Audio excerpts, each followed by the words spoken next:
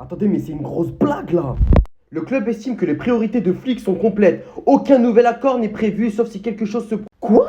Sous prétexte que Flick a fait une très bonne saison l'année dernière avec les mecs de la Masia. D'ailleurs, au passage, la Masia a rapporté 97,15 millions d'euros sur les 2 dernières saisons au Barça, ce qui est énorme pour des jeunes d'un centre de formation. Donc, sous prétexte que Flick a fait un travail incroyable avec des travaux, clairement, il a carrément fait des travaux avec des petits de la Masia.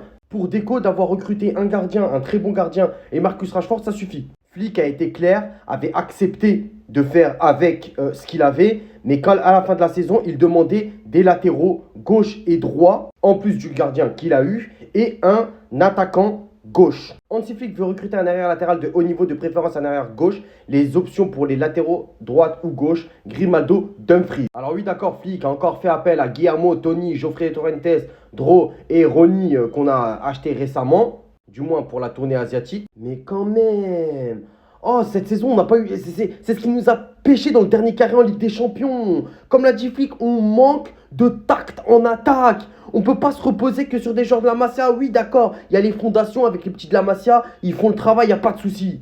Mais on a besoin de joueurs d'expérience aussi, on a besoin d'acheter. Malgré les bons travaux que Flick a fait cette saison et le bon parcours qu'on a eu sur la scène européenne, pour moi, il faut acheter. Dites-moi ce que vous en pensez en commentaire. Visca Barça, Visca Catalunya.